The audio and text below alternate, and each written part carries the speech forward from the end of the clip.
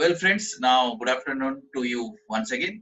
So we'll be starting our today's class. This is about capital structure planning. Last class we have initiated the topic. I was explaining you what is the importance of capital structure, how we can plan it, how we can design it. All these things we are going to discuss, and we'll be learning capital structure theories also. That part there are 4 theories which are there in the syllabus. All these capital structure theories we'll be learning. So right now I'm sharing with you the relevant screen. Please have a look.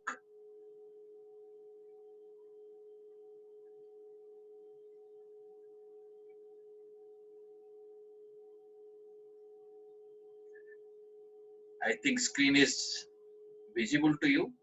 Those who have, if somebody's speaker is on mute, please reply if you're seeing the screen. Yes, sir. Okay, fine. Yes, sir, it is. Yeah. Okay. So we will be learning this subject, capital structure planning.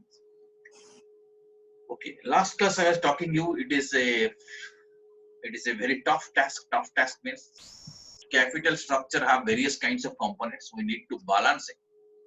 2 major components are, one is debt, other part is equity. So our normal understanding is when you are talking about the equity means you have to understand it is a costly kind of source. It is more costly because the expectation of the equity shareholders and the expectation of investors are high. So therefore, for the firm or for the company, equity is more costly. But at the same time, equity is less risk.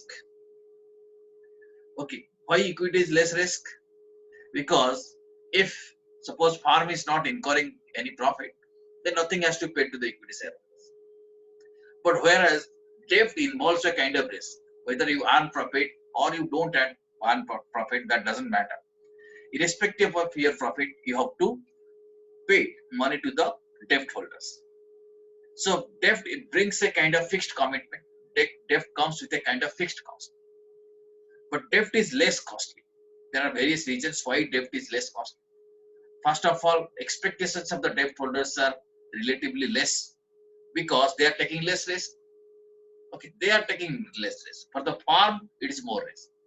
Okay, but for the person who is investing money in debt, his debt is more secure because even if you are not earning any profit, you have to pay. Right. So for the investor, from the investor point of view, if you see, debt is less risk. But from the company point of view, if you see, debt is more risky. And cost of debt is less because of that. Second reason for which debt cost is less is that we get a kind of tax benefit out of interest. When you incur a debt or when our capital structure involves some kind of debt, you have to pay interest. And that interest is deductible for income tax purposes. That means interest is considered as an expenses because interest is paid to outsiders. But whereas if you see from equity point of view, equity we pay dividend. In case of debt, we pay interest. In equity, we pay dividend. Dividend is paid to the owners. If something is paid to the owners, that is not an expenditure, that is a reward to the owner. But if something is paid to the outsider, that is an expenditure. So that expenditure, interest expenditure, is allowed as an expense. So consequently, because of that expenses, that has impact on the profit. Since interest is allowed, it reduces the profit. When it reduces the profit, it reduces our tax burden also. So that is the advantage of debt. So here from farm point of view, we'll understand equity is more cost and less risk. Okay. And whatever the debt is, please read what is written here. Less cost, more risk. Less cost and more risk. Cost is less in case of debt, but risk More is risk. and we have to draw a balance between these two. Okay. When we talk about the capital structure, we have to create a combination of all these things. Any business, if you see, so capital structure has a combination. So many things are there. There will be debt, there will be equity, there will be some hybrid kind of security, which we are discussing in our last class. And when we talk about the capital structure decisions, we are taking decisions regarding the various forms of finance. To run a business, we need finance. Various forms of finances are available. We have to decide what is the appropriate form. And capital structure doesn't mean equity alone. It includes debt and other forms of borrowing. Capital structure basically shows the way in which a company finances itself. Company needs money. Company needs to acquire assets. Company needs money to do its business, to meet the operating expenses also. The way company finances itself is referred or is that is the way the company finances is dealt in the capital structure. Okay. So in fact, now the capital structure will understand the structure of the firm's equity and long-term liability. Equity as well as long-term liability. Both the things taken together will be understanding it as capital structure. As we are discussing in our previous class, why this capital structure is that important? First of all, it is important because we want to minimize the cost of capital. Right? We need to know what is the cost of each individual components of the capital. Let us say, what is the cost of debt, what is the cost of equity, we need to know. And if there are various kinds of debt, let us say various kinds of loans are available, we need to know what are their costs. Because if you know the cost, we'll try to minimize the cost. And if you minimize the cost, we'll be able to maximize the firm's return.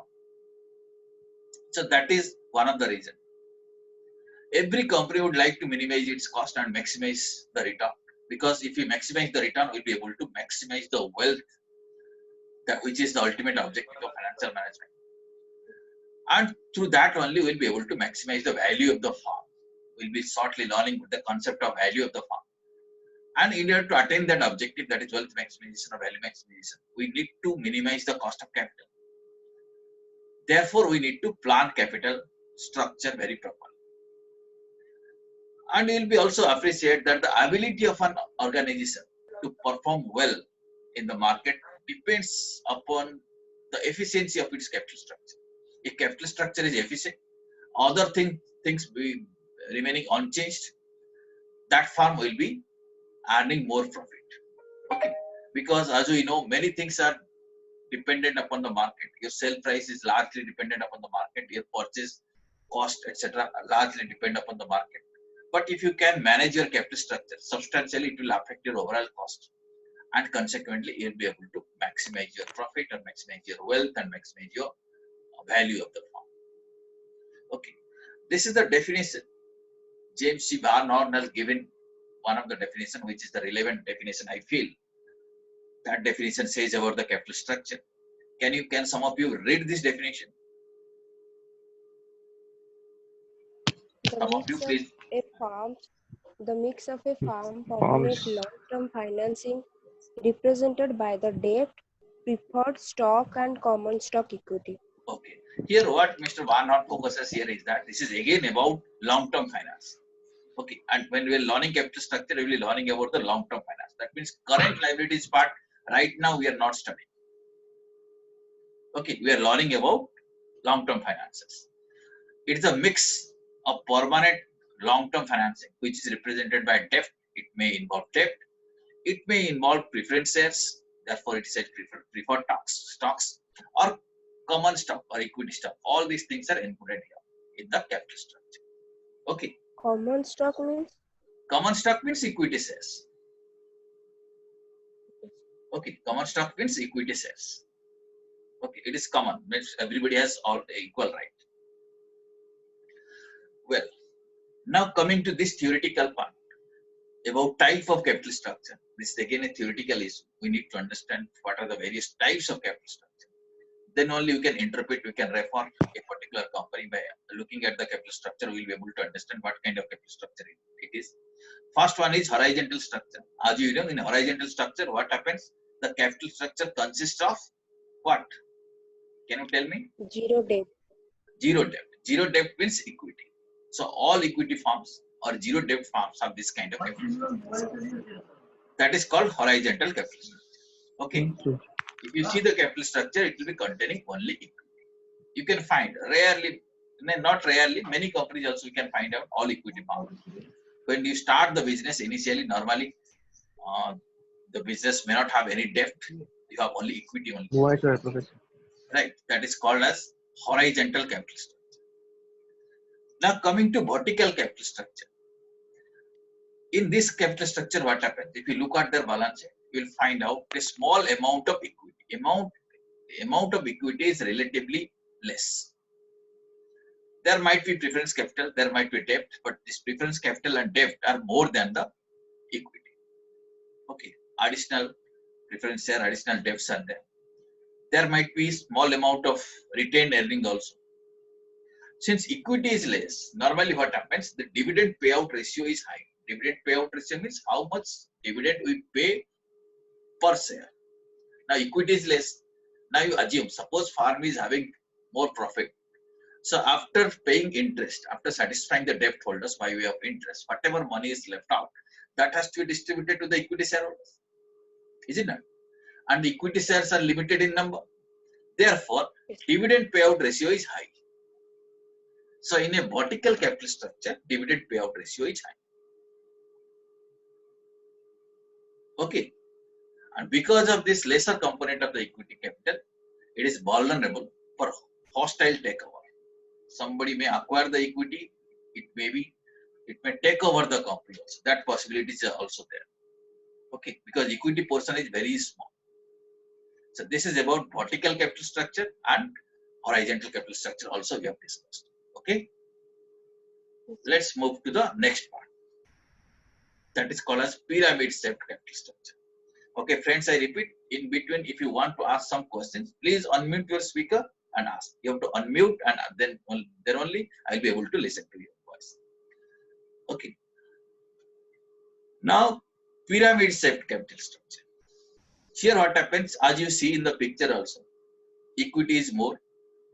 Retained earning. Retained earning means the reserve part we are talking about. Loosely speaking, this is the reserve. Okay, we'll be discussing about this, what is retained earning later on when we'll be discussing about cost of capital. So retained earning is little less, debt is further less. So the large portion of the capital structure, if you see, that consists of equity. Okay, so these farms are risk, if you see, this farm is relatively less because debt is very less.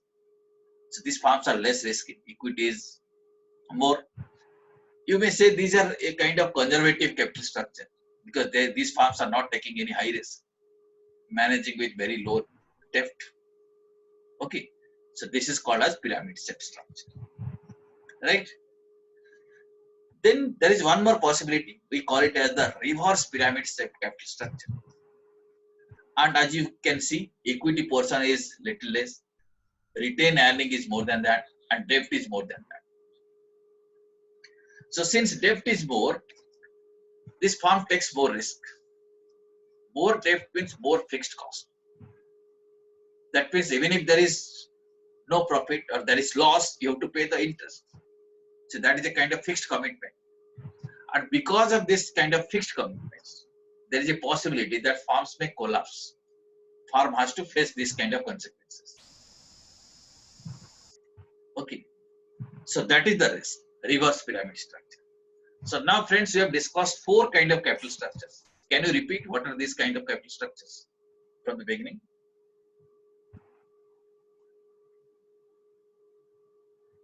Please tell me. Vertical type of capital structure. First one is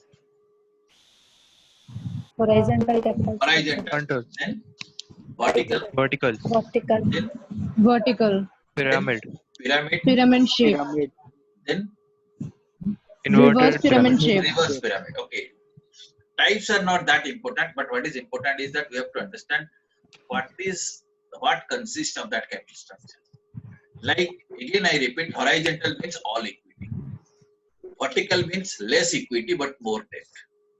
Okay, pyramid means equity is more, debt is relatively, retained earning is relatively less, debt is relatively less.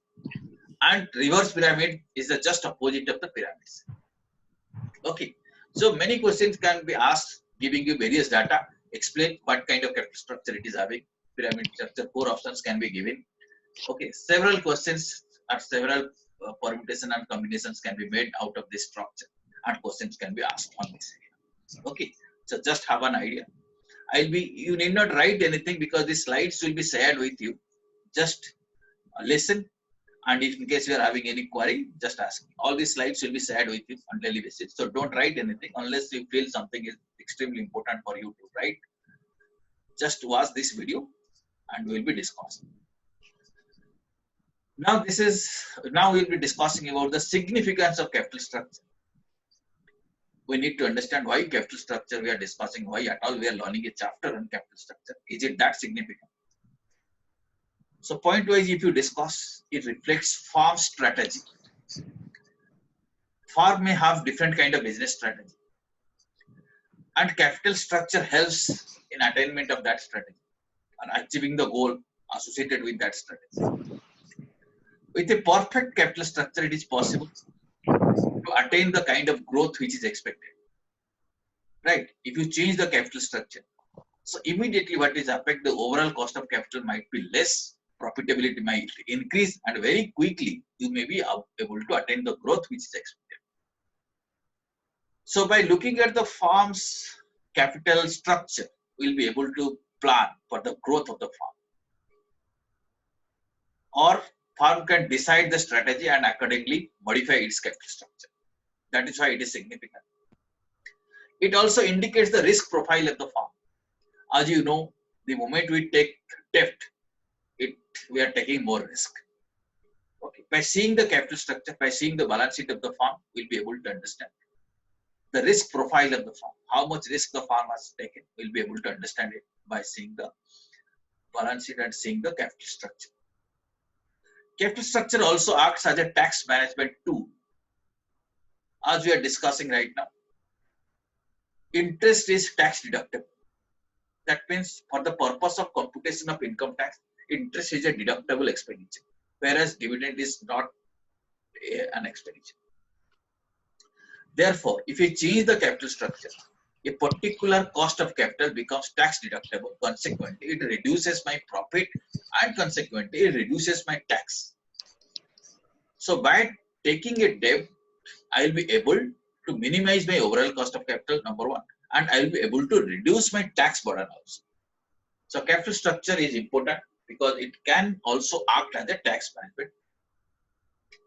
It helps in managing the image of the farm. If the farm is having more retained earning, that means more reserve, so it creates a good image in the eyes of the investor. If you look at the balance sheet of the organization, you can understand these retained earnings are many times it works as a shock absorber. In case of any kind of business shock the business faces, if the business is having sufficient retained earning, so those kind of business shocks can be absorbed by this retained earning, and business can again sustain, can continue. So it creates good image, and this retained earning is a part of capital structure. So capital structure affects the image of the firm. Long-term solvency and profitability of the organization also depends on the capital structure. If you change the capital structure, my profitability will be affected. Why profitability will be affected? Because cost will be affected. Interest affects profitability.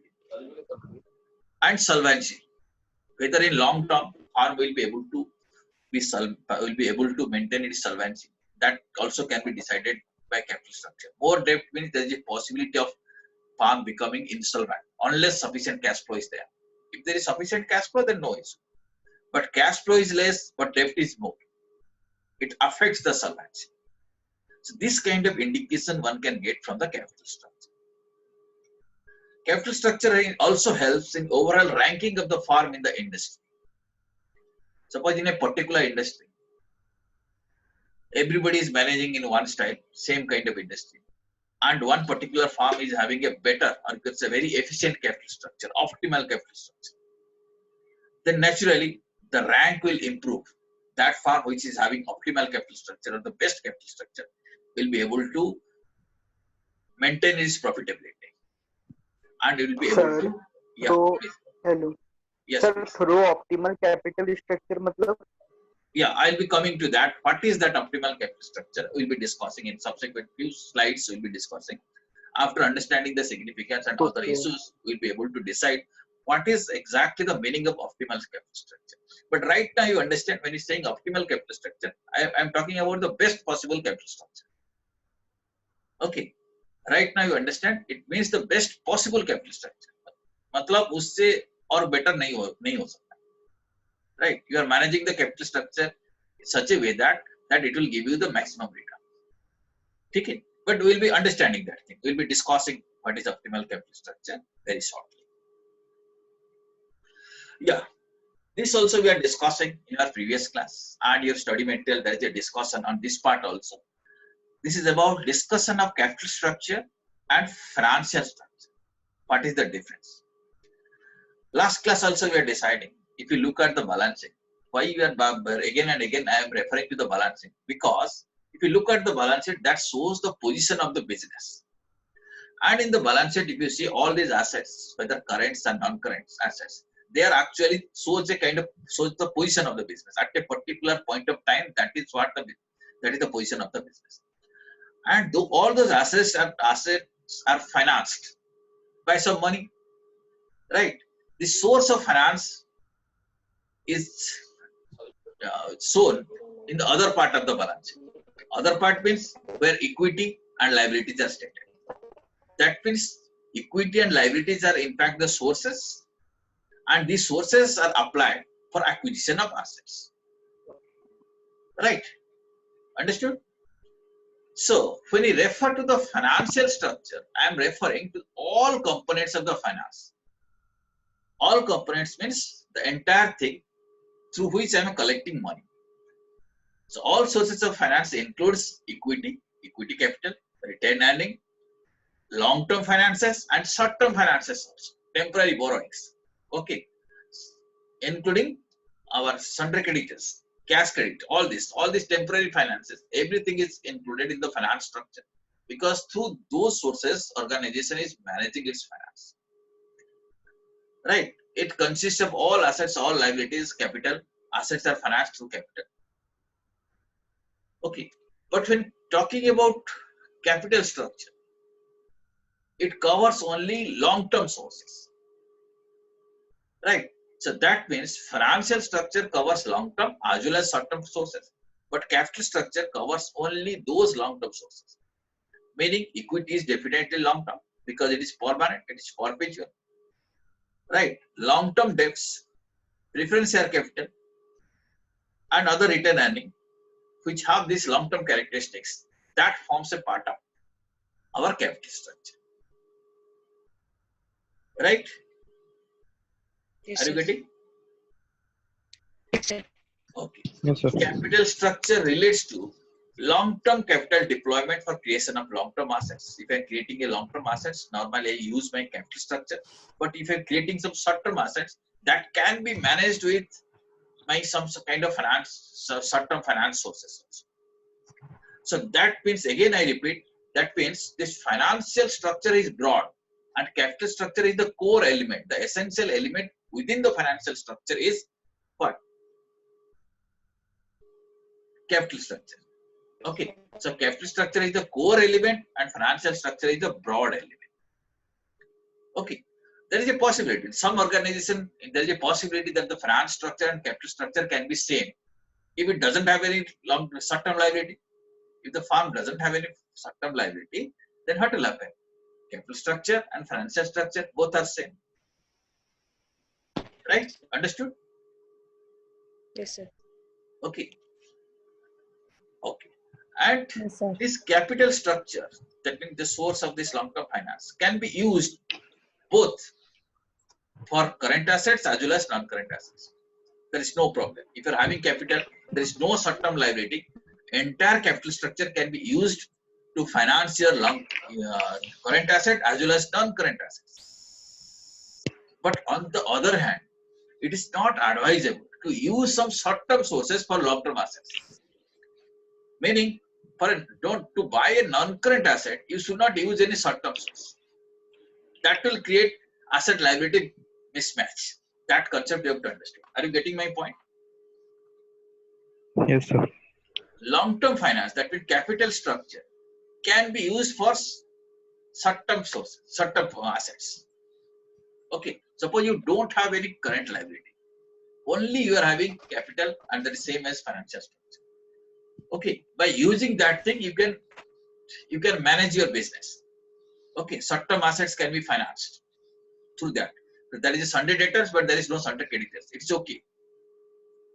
Right, sundry debtors are there. That means short-term assets are there, but there is no current liabilities. Okay, Sunday creditor is not there. That is okay.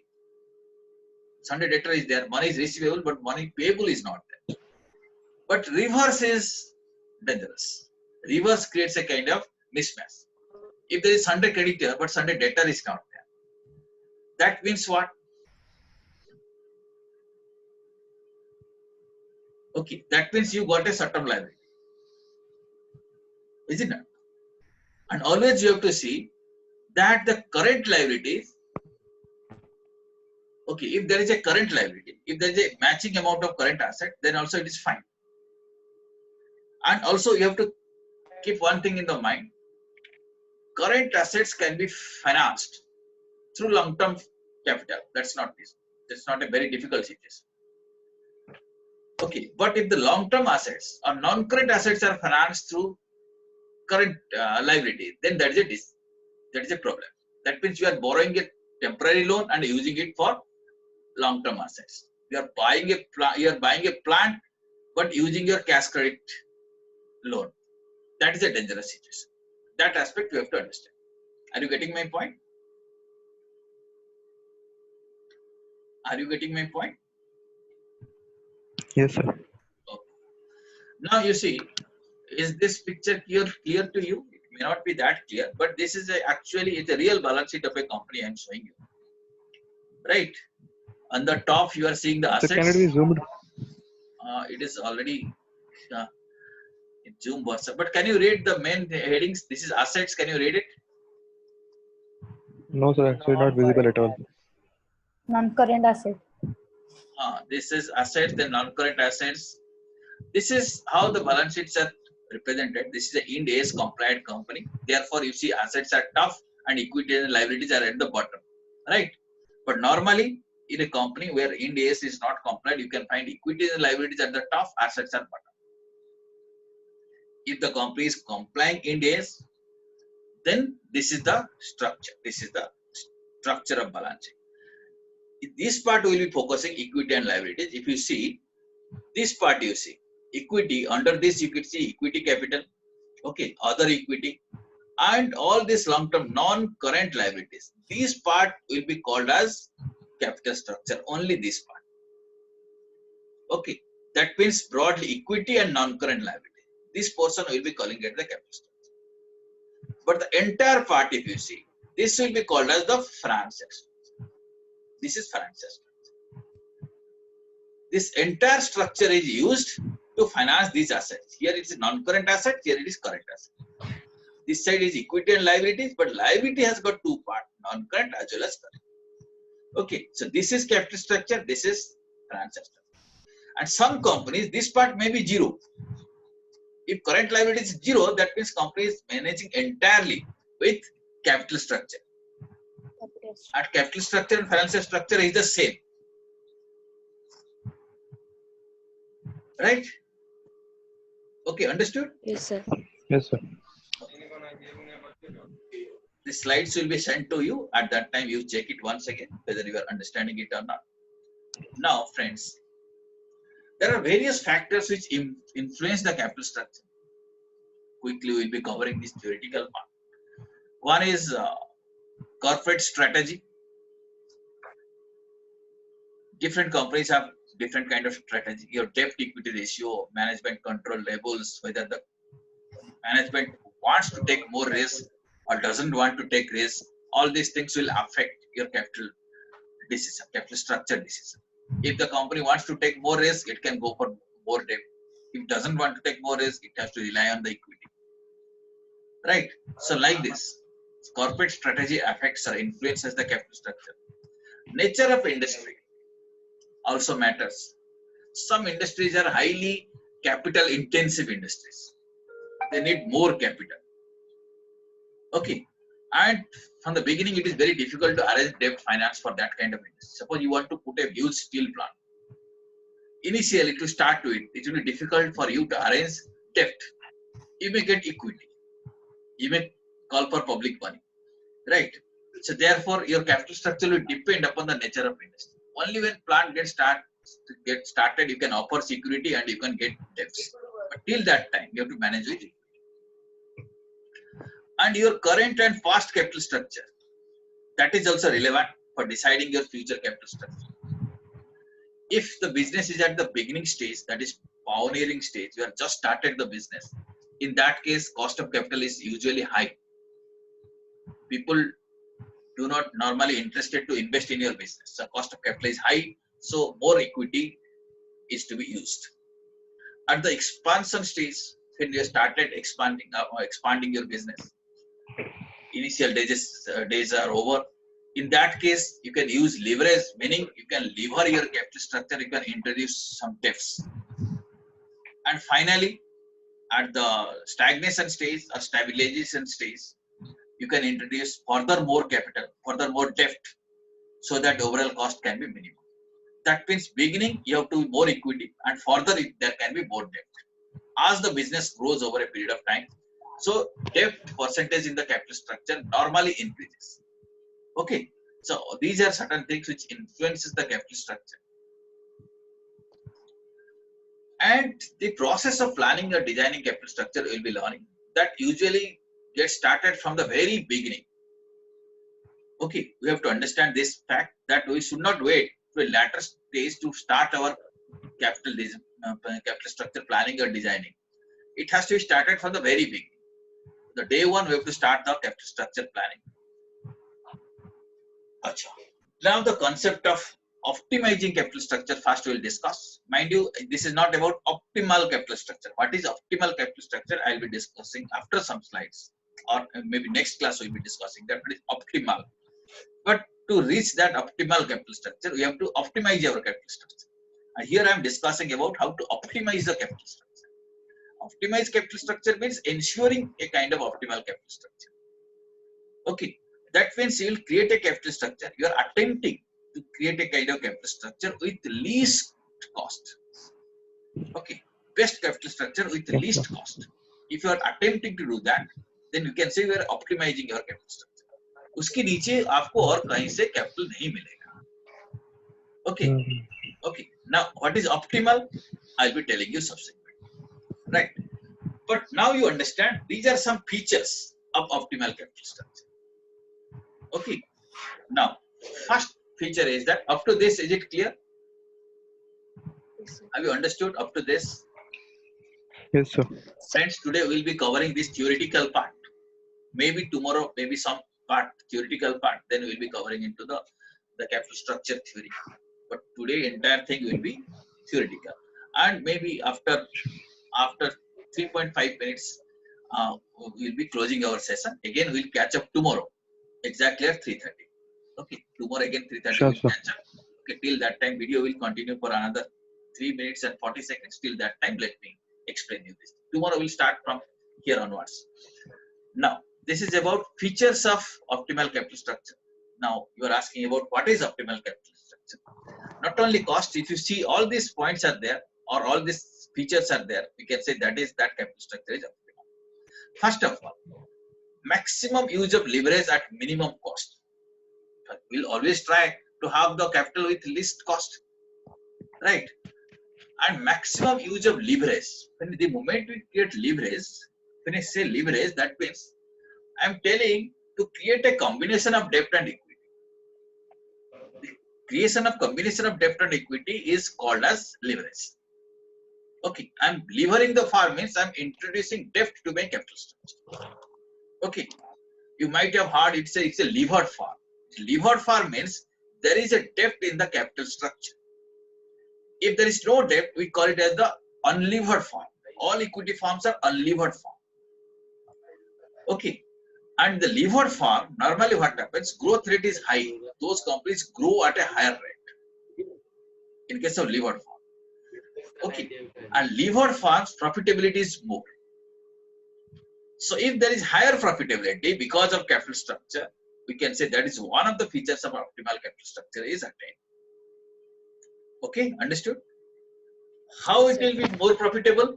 There should be more debt, but more debt means best possible debt. मतलब उससे ज़्यादा आप debt ले लोगे तो risk आ जाएगा, farm may become insolvent.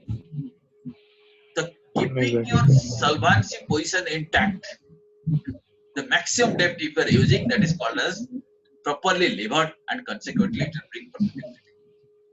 Second issue is that capital structure should be flexible. Flexible means suppose you want money now, but after some time you don't want money. So you should be able to pay back that capital. Otherwise, that will involve a kind of cost. Right? Suppose coming 6 months you need some capital. You need some capital 6 months, but after 6 months you don't need. So you should be able to pay back. That means whenever you want, you should be able to collect capital, and whenever you do not want, you should be able to pay back your capital. Then only we can say capital structure is flexible. If it is a rigid capital structure, that means always you have to manage with that capital structure. एक बार आपने ले लिया तो दोबारा इसको पे नहीं कर पाएंगे, मतलब आपको इंटरेस्ट देना पड़ेगा. That is called as not flexible or rigid capital structure. आप कई बार ऐसे सुने होंगे, तो कई भी ऐसे हाउसिंग लोन में होता है, you cannot pay, you can settle the loan before the due date. That means the rigid capital structure. Okay, so one is profitability, second is flexibility, third one is part is control. If I introduce more equity, it will dilute my control. More equity shareholders will be there, it will be diluting my control. We'll be discussing this point also in our next class. Then solvency also, that factor you have to take care of. If more debt will affect my solvency, this also has to be taken care of. That means debt should be less. All these things we'll be discussing in our next class. Okay, so I'll be sending you slides up to this. Please study up to this. Then tomorrow again we'll be continuing our class. Exactly at 3:30 we'll be starting our class. Okay. Hello? Yeah, yes, please. Okay, sir. Video is going to be So off. I Please had a ask doubt. questions. Yeah, please.